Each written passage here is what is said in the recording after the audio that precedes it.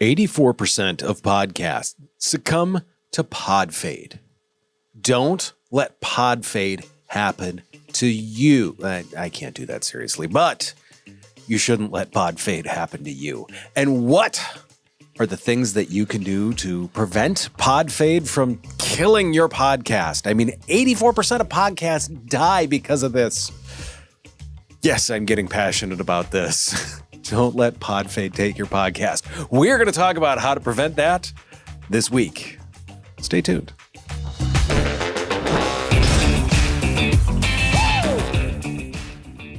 Don't let your podcast die a slow death due to Podfade, because it just becomes neglected.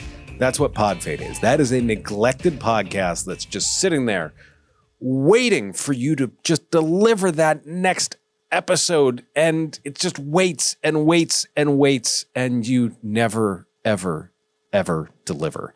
That's Podfade. Maybe you deliver one or two like sporadically throughout, but you see it so many times with podcasts. And kind of the definition of Podfade is you do your podcast consistently. Maybe it's every week, and you do that for 12 to 14 episodes. Most podcasts die at episode 15. 86% of podcasts die at episode 15. So keep that in mind. But you see it, that a podcast gets to like episode 12 and it has been consistently every week. And episode 13, maybe that happens in 2 weeks. Episode 14, maybe that happens like the week after that. But then episode 15, maybe that's like 2 months out. Then next year you say, hey guys, we're back. That is Podfade. Your podcast just walks off into the sunset to die because you haven't nurtured it. We're going to give you some strategies today in order to make sure that that doesn't happen to your podcast. It should never happen to your podcast. Well, we will help you put your podcast on the table. Give it CPR, give it the shock pad, whatever they do. We will make sure that your Podfade does not occur and your podcast does not die that slow and painful death. We've got probably, 1, 2, 3, 4, 5, 6 big tips that we're going to work with today, and we're going to break some of those down into different spots. The first one that I'm going to tell people, and this is the number one, we're not going to save the best for last. We're starting with the best. Have your content laid out ahead of time. You need 20 topics. I mean, lay those things out. If you're an experienced podcaster, I'd say you should have 7 or 8 laid out in front of you, cocked, locked, ready to rock. Have those things all laid out, ready to go. I have been in the studio where someone walks in and like, I have no idea what I'm going to talk about today. And I'm like, well, that's not great. It's not the right way to do things. I mean, think about this. When you order materials for your business, do you just wing it? No, you plan this. Do you say, hey, we're out of stuff? So, I mean, think about it if a restaurant waited until, oh, hey, we're out of hamburger buns. We should probably go get more of those. No, but order them ahead of time. Same thing with your content. Make sure that you've got some content ahead of time. There's all sorts of topics. Ask your clients for, hey, what would you like to hear about? What's a question you have about our product? What's the thing that brought you here? Go talk about that. Those are all big things. Those are all great ways to get those topics. When you've got those topics and episodes, look at them occasionally. Go through them. What's relevant right now? What seems to resonate with you? If you're walking into the studio thinking, what am I going to talk about today? You're not going to be talking about the best things. If you've got a list of 15 things, and even a week before you're ready to come into the studio, or you're just going to record on your own, you look at your topics and you're like, oh, hey, I got a couple of ideas on this one. If you have those topics laid out before you, everything becomes so much smoother because it's already there for you. It's waiting for you, and the tough part is done. The other thing that I'm going to tell you about this enables you to batch record. Now you can record 2, 3, 4 episodes in one setting. You're sitting here. I'm sitting here. I'm going to record a couple of sessions. I'm in my podcasting mood. I'm ready to go. I'm amped up. Now's the time to record. So if I've got 2 or 3 subjects and topics laid out on that, I'm ready to do that. I'm ready to roll out and just go with it. if I don't have a couple of topics lined up, I'm stuck and I'm struggling for topics. And then maybe we end up with something that's not where we want it to be. So that is piece number one. Piece number two, maintaining motivation. Oh, this is a huge one. Because, I mean, there's like me, I am always super excited to get in here to talk on the microphone. I love it. I truly love being in the studio. I love being in this room. There's some people I realize it's more difficult for them. Part of that is the goals that they have set. There's a lot of people that think, hey, I'm going to walk into the podcast studio and I'm going to be an instant star. And in episode 15, when they are not the instant star, they get upset about it. And they're like, nah, screw this, I'm out. Realize that turning the microphone on is not your ticket to fame. It's the first step in working towards that. But like famous actors in that, it just didn't happen overnight for them. It was time after time. It was effort after effort. People talk about like where Jeff Bezos is today in terms of his success. Yes, there's a lot of steps before that. What we see is the success. What we didn't look at was all the steps before that. So many people get into the steps before that and they're like, screw this. I don't want to do this anymore. The other way that I can talk about that is myself as a weightlifter. I used to see people throwing around giant chunks of iron and thinking, oh yeah, they make that look easy. I can do that. And then I go into the gym and let's just say I was severely disappointed. It's a long-term goal. It's long-term efforts. And I realized that once I got going where I started from, where I wanted to go, and I saw progress at every little step. And as long as you keep after it, you will see progress. But if you leave and come back and leave and come back, you won't see that progress. What it is it comes down to setting that realistic goal. I want to do X thing in Y time. Make sure that X thing is achievable by Y time. Huge. The other thing that I'm going to say is there's recognition of progress, no matter what the size. Buzzsprout is a platform that we use a lot for some of the podcasts. And with this, I mean, they send out like, hey, you've got 25 downloads, which sounds like absolutely nothing. But you know what? Celebrate that. Celebrate that. That's that's a big deal. 25 different, not necessarily different people, but 25 times your episode has ended up on someone's phone. That's pretty cool. That's very cool. When you get to episode 10, you're like, hey, that's an accomplishment. When you get to episode 25, you're like, oh my gosh, I'm better than 86% of the podcasts out there because they only made it to episode 15 before they died.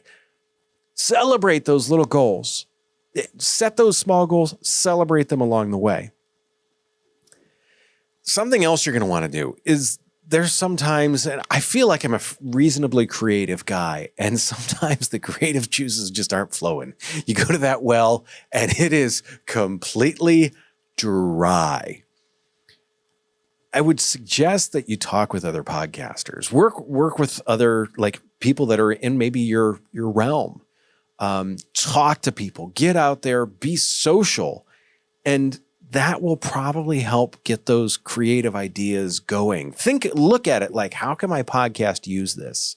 If let's say you're in a real estate business and you're out hearing from other realtors and one realtor says, hey, I've got a problem with this. That should be your podcast. So use other people to help fuel your creativity. The other thing with that is guest interviews. If you have guests on your show, rely on some of their creativity. Ask them questions like, hey, who do you think I should have on next? What's a subject you'd like to hear about next? Those are the types of things that can help keep your creativity going. Even when, like I said, it's if you're out of gas in the tank, that can be that push that maybe comes along and helps you there. The other thing that I want to tell you, and this is going to go back to the batch recording, you need to schedule some self-care and you need to schedule some breaks.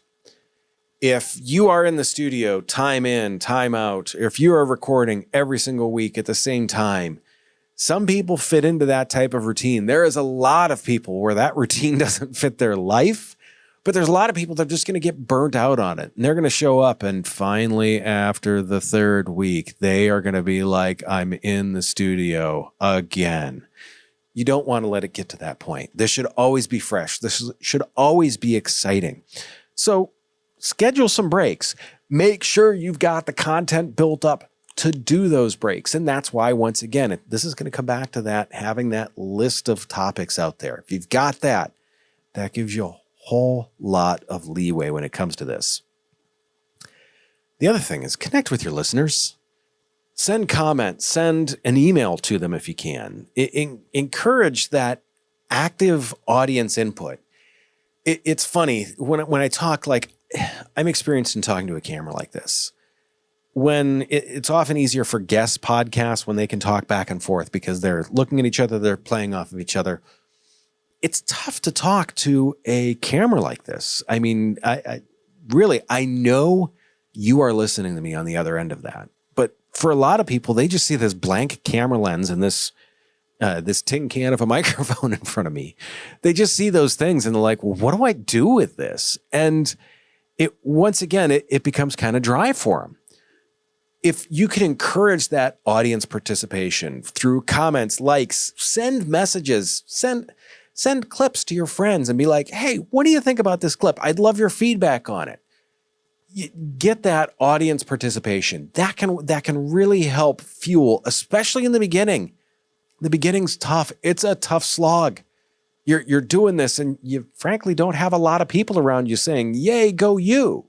So send that out. Get that audience participation. And once again, if you don't have the audience, go out and ask people to be your audience. Get that feedback, because that can be huge when they say, hey, I love when you said this, or I love when you said that, or I love your energy, or how excited you are to do this.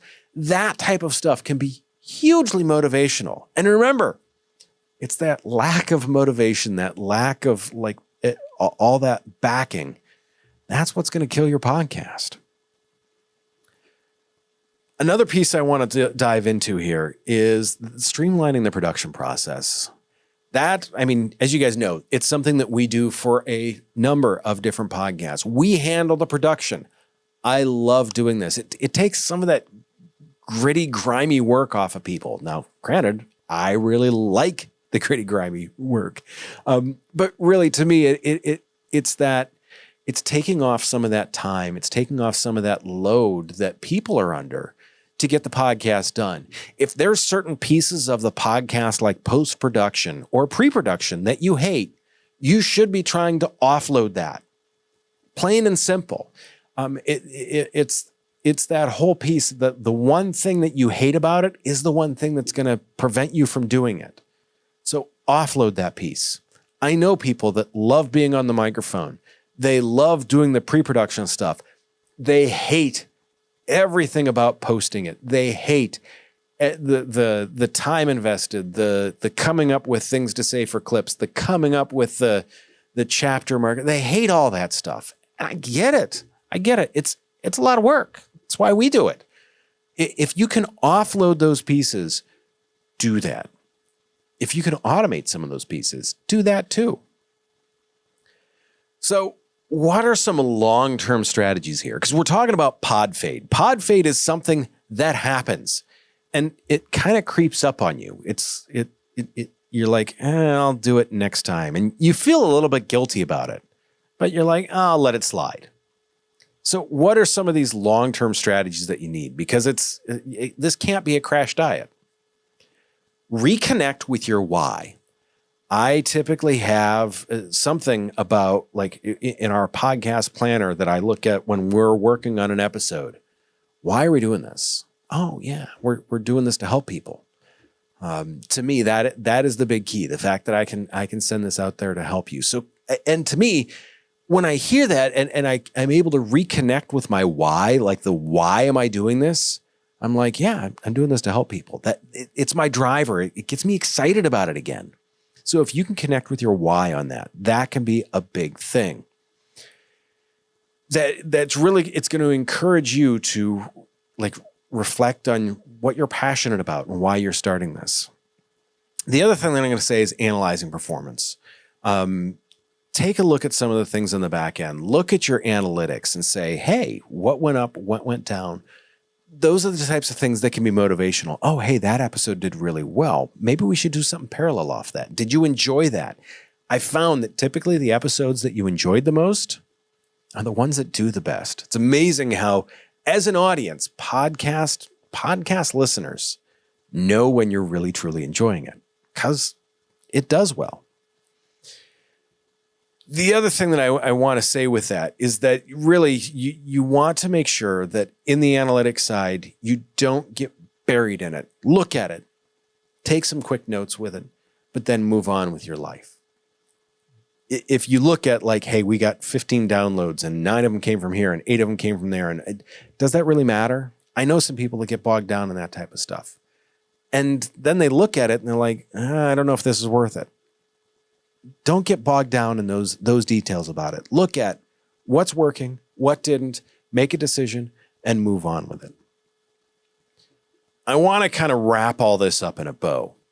Podcasting, and it really comes down to it's you presenting your passions and your brand to everyone out there. We want to make sure that you've got the tools to do that. Sometimes things can get in the way of your passion. There's people that are passionate about sports, but not passionate about practicing. Once again, the practice is the difficult part, and that's what can prevent some people from playing those sports or being good at them or getting to the level that they want to be at. To me, it's all about setting up that little bit of a plan ahead of time. If you come into the studio thinking, oh crap, I've got to record something for this week, that's stressful.